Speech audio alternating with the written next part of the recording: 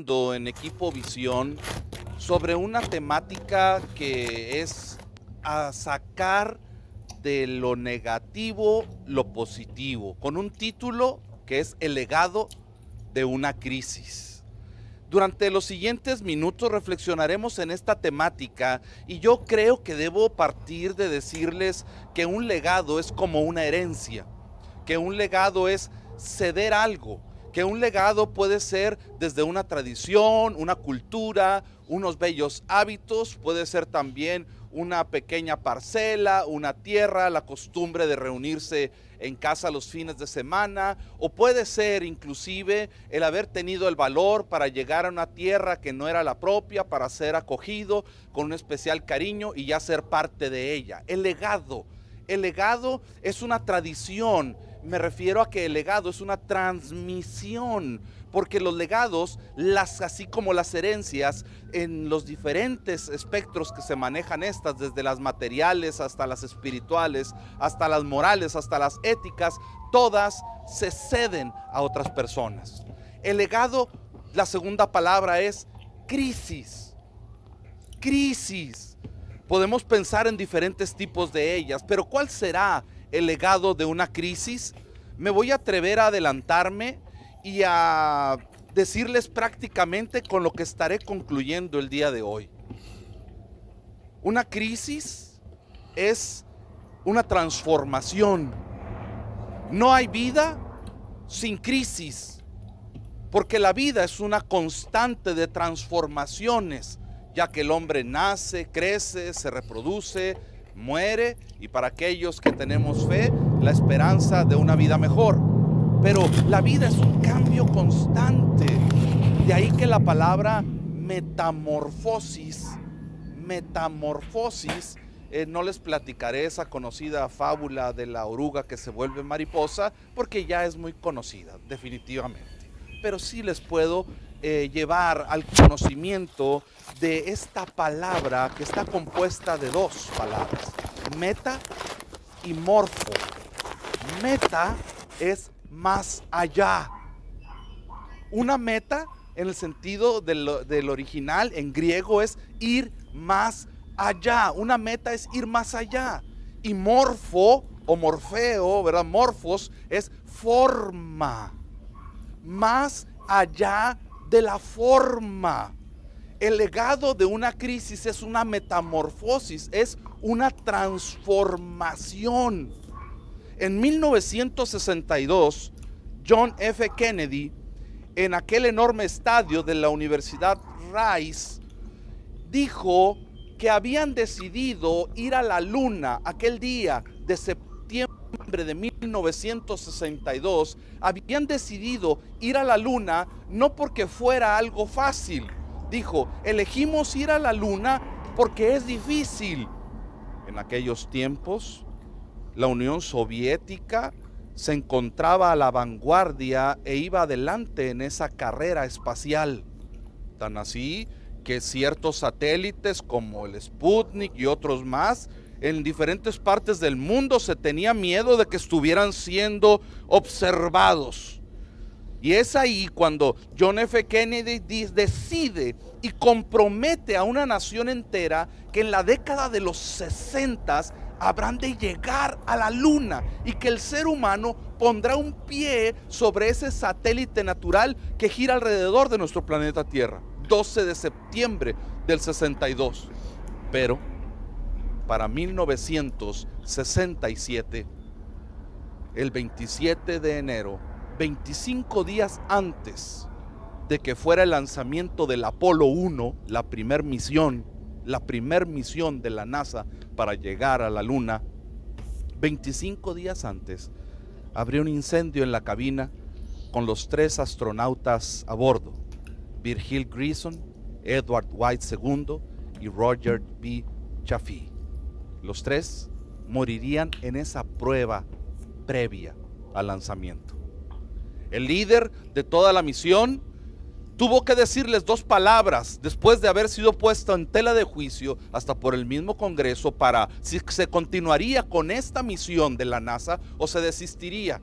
Las dos palabras que él les dijo, este líder, a todo su equipo ahí en la NASA, fue capacidad y valor. Los seleccionamos a ustedes por su capacidad y les pido que sean valientes en lo que van a hacer. De aquí en adelante, el desenlace fueron muchos éxitos más en la NASA.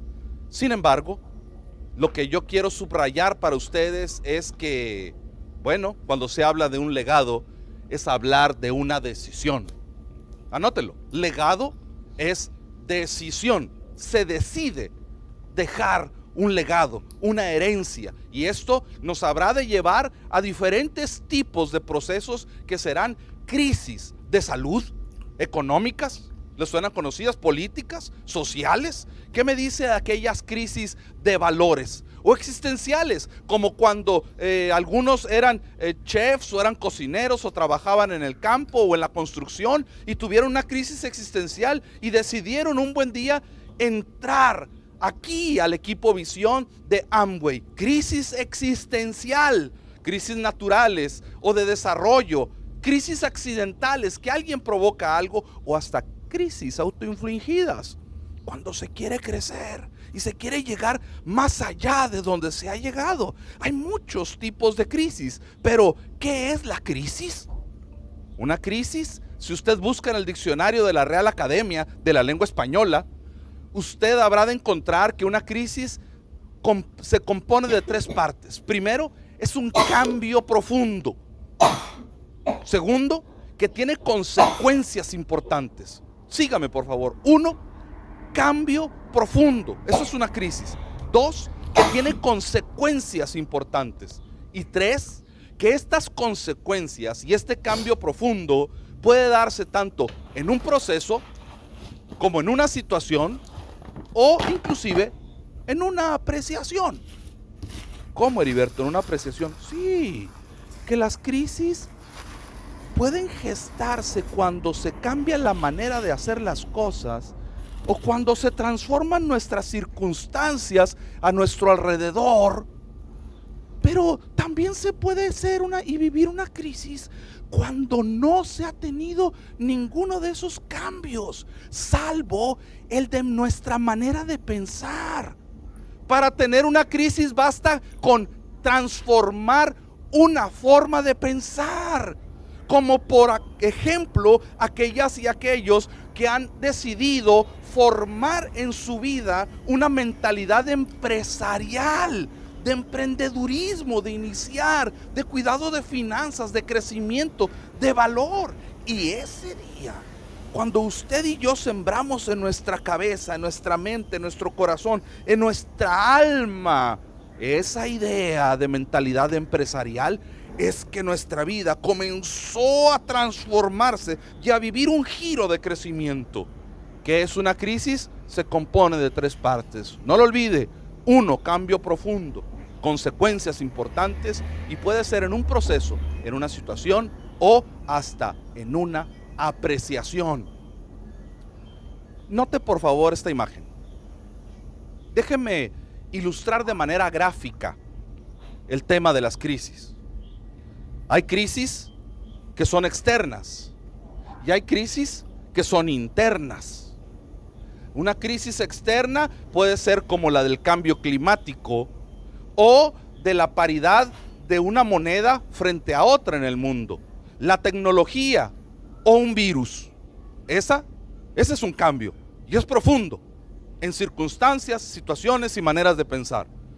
Eso es una crisis externa.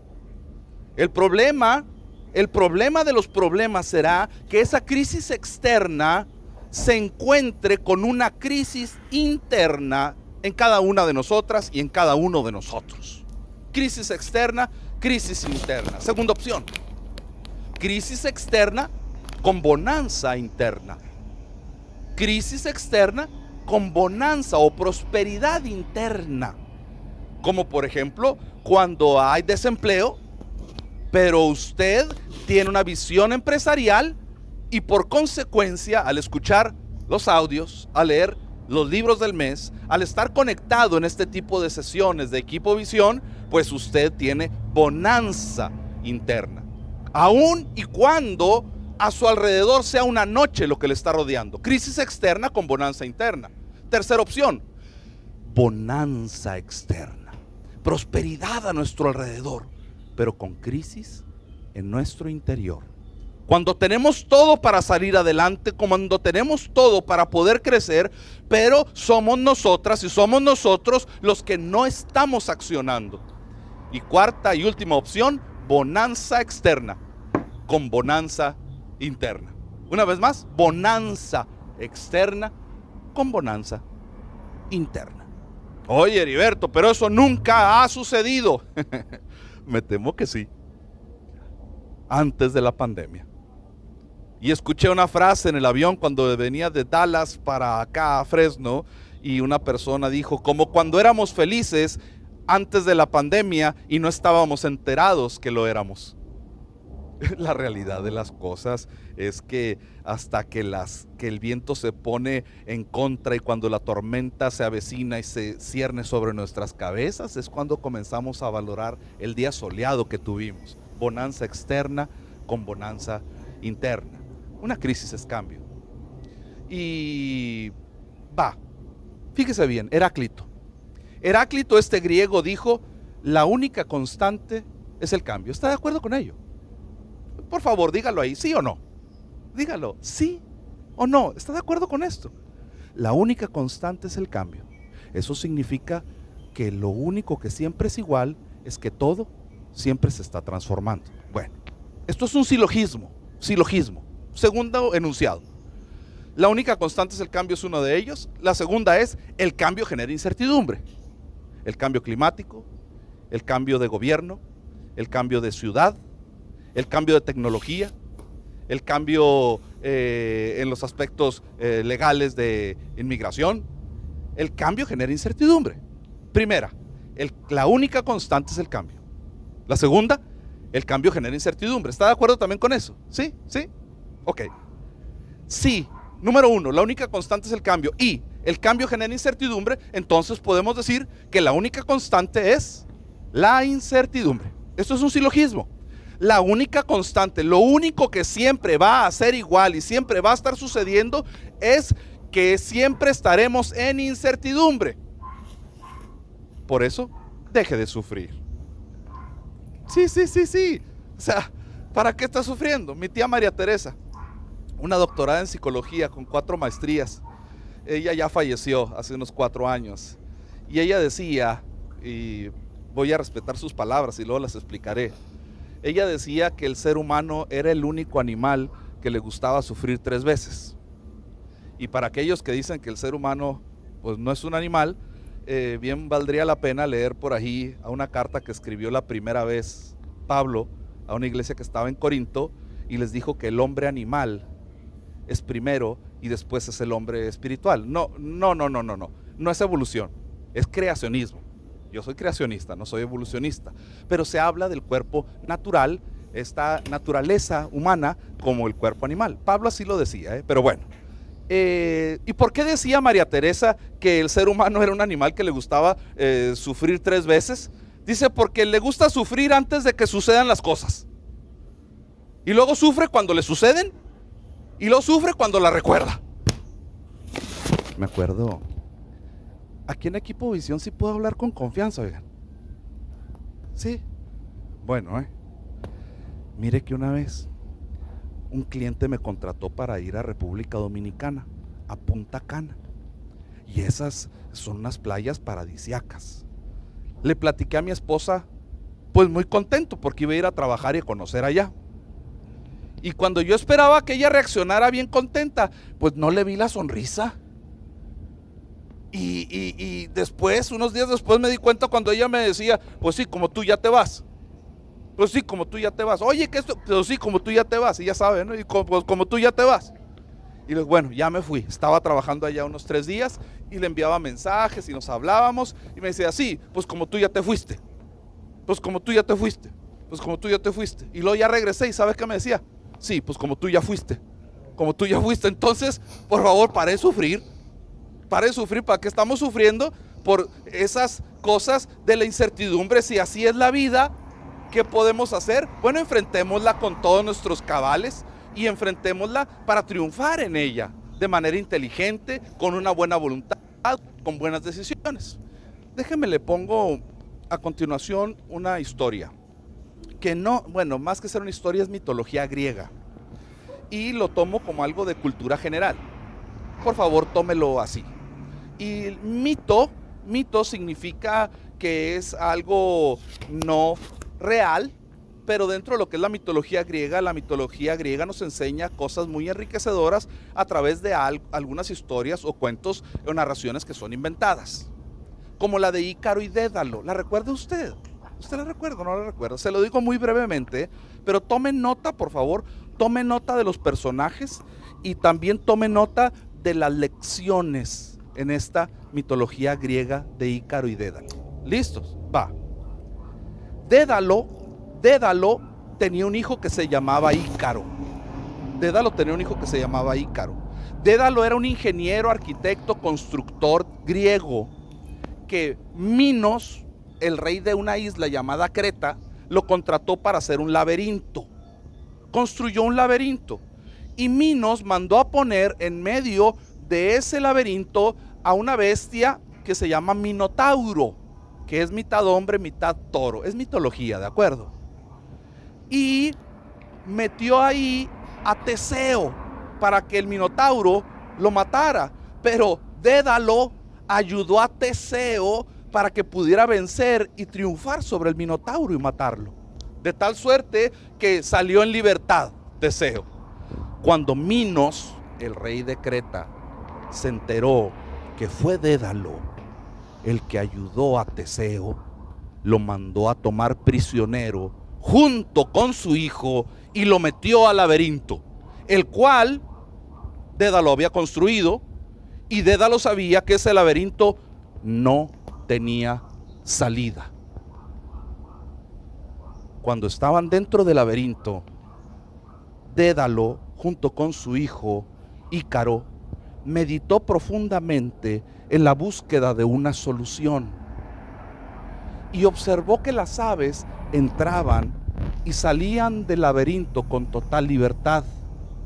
Y también les habían entregado unas velas para que se pudieran aluzar en la noche. Lo que ideó Dédalo, después de meditar profundamente en la búsqueda de una solución, esto es textual, meditó profundamente en la búsqueda de una solución, no de un culpable, meditó en búsqueda de la solución. Fue entonces que se le ocurrió hacer unas alas. Recuerda, es mitología. Hacer unas alas con las plumas de las aves que ahí caían y con la cera de las velas pegarlas a su cuerpo. Y fue de esta manera que Ícaro y Dédalo construyeron sus alas, y Dédalo le dijo a su hijo: volaremos, hijo, pero no vueles muy alto, porque si te acercas mucho al sol, la cera se derretirá y caerás al mar. Ni tampoco vueles muy bajo, porque si vuelas muy bajo, la brisa del mar puede mojar tus plumas y caerás al mar. Pero Ícaro, como joven que era, se puso a hacer cabriolas en el aire, de tal manera que la cera se comenzó a derretir y cayó irremisiblemente al mar, muriendo ahí. Dédalo llegó a tierra firme y seguro, pero sin su hijo Ícaro. Aquí hay un modelo para enfrentar las crisis. Sí, hay un modelo, le presento los pasos. Podría hacerlo en unos cuantos pasos. Lo puse a manera de broma: manejo de una crisis en 365 breves pasos. Que de manera divertida lo que quiero decir, que para salir de una crisis hay que dar un paso con firmeza cada día. Cada día es un paso que hay que dar.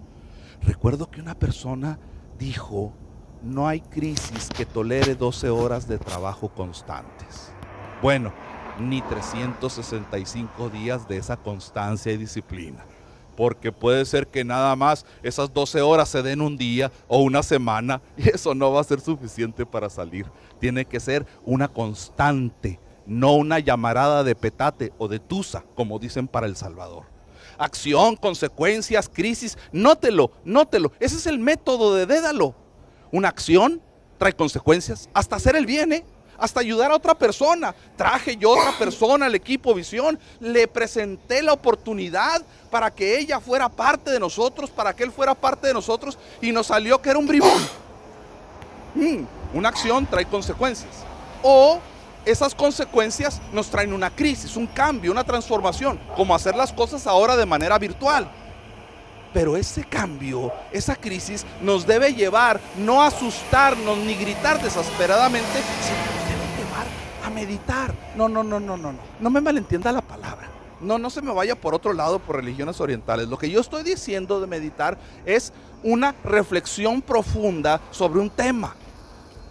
Y entonces lo que va a surgir ahí va a ser creatividad y luego innovación, que es la aplicación. Tener buenas ideas en la creatividad está bien, pero de nada sirve si no se llevan a la práctica. ¿Cuál es la diferencia entre creatividad e innovación? Que la creatividad es tenerla en la cabeza, la innovación es llevarla a la calle. Sí, la innovación es hacerlo realidad. Y la disrupción, anótela, disrupción es una transformación, es hacerlo un cambio dramático, un cambio drástico en la forma como se están haciendo las cosas. Anote el método, paso por paso, después comuníquelo y supervíselo. Pero bueno, para no hacerlo en 365 breves pasos, ¿qué les parece si lo hacemos nada más? El manejo de una crisis en 6 pasos. Así, muy aterrizado, muy práctico. La acción, resolución de conflictos, aplicación de la creatividad en la innovación, escribir, tener o vivir el sistema, comunicarlo y supervisarlo. Eso es en relación al manejo de una crisis en 6 pasos. Pero se lo ilustro a través de estas imágenes. Obsérvelas, por favor. Obsérvelas. Todo es un proceso. Todo se transforma. Y a veces pasamos por fuego de las pruebas y de los problemas para salir y entonces haber sido transformados en este proceso. En un proceso es igual a varias etapas. Nos metimos y comenzamos a vivir los impactos del habernos involucrado y de haber aprendido a hacer esto. Y ese proceso nos permite hacer una diferencia entre lo que éramos y lo que ahora somos, entre lo que era usted, entre lo que era yo y lo que ahora soy, existiendo un ayer y un hoy, una transformación, un crecimiento.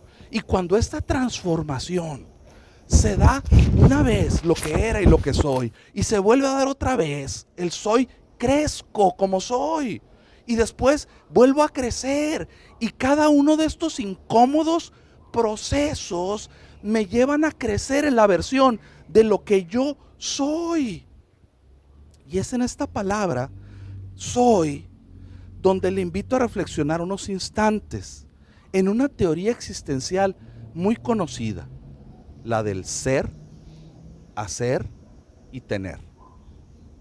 Ser, primer paso. Hacer, segundo paso. Tener, tercer paso. Me regreso. Para ser, si altero lo que soy a través de la educación, como ustedes lo hacen, si altero lo que soy, se alterará naturalmente lo que hago. Y si altero lo que hago, se alterará naturalmente lo que obtengo. Lo que iría contra la naturaleza sería querer tener sin hacer y querer hacer sin ser. El punto de partida somos cada uno y cada una de nosotras y cada uno de nosotros para transformar lo que somos como primer gran paso. Y porque la transformación es igual a vivir. Y esta transformación y esta crisis nos obsequia ni más ni menos que 8 legados. 8 legados de una crisis. El primero de ellos, sí, en el ser, no en el tener, no en el hacer. 8 legados en mi ser, en su ser. un legado, una herencia, un regalo de esta crisis debe ser la humildad. La humildad como belleza, la humildad como virtud. ¿Cómo? Como virtud. Sí, usted ha escuchado gente que dice, mira, él es muy humilde, refiriéndose a que es pobre. No es lo mismo humildad que pobreza, son cosas diferentes. Para empezar, la humildad es virtud. La humildad es una virtud del ser humano. Jesús era humilde y él decía que fuésemos humildes como palomas y astutos como serpientes. Entonces, la humildad es belleza, la humildad es grandeza. Recuerdo que mi tía que le mencioné hace un rato, María Teresa, ella me dijo una ocasión viajando de una ciudad a otra, íbamos juntos, y me dijo, Heriberto, cuando tú veas que alguien se comporta como un gran elefante, me dijo ella, Heriberto, ni te preocupes, lo más seguro es que estás delante de un pequeño ratón. Pero Heriberto, cuando estés delante de alguien que se comporta como un pequeño ratón, ten cuidado, porque puedes estar delante de un gran elefante. ¿Cuál era la virtud que María Teresa me quería enseñar? La virtud de la humildad. Voltea a ver usted la historia universal. Sí, la historia de la humanidad. Y por favor, enfóquese en las mujeres y los hombres que han dejado las huellas más maravillosas, así, preciosas huellas en la historia a lo largo y ancho de nuestro globo terráqueo, de la Tierra. Y habrá de encontrar que la mayoría de ellas y la mayoría de ellos fueron mujeres y hombres con la virtud de la humildad. Y voltee usted a ver, por favor, las mujeres y los hombres que han dejado en la historia de la humanidad las cicatrices más vergonzosas, y habrá de encontrar que la mayoría de ellas y de ellos fueron mujeres y hombres con el defecto de la soberbia. Entonces, creo que por eso aquella premisa que Dios da gracia a los humildes y resiste a los soberbios, bien vale la pena reflexionar en ello. ¿Cómo que Dios resiste a los soberbios? Sí, Dios también no los traga muy bien, pero bueno, si a alguien no le gusta esto, pues hable a dios@cielo.com, ¿verdad? Y ahí manifiesta ahí sus inquietudes. Humildad.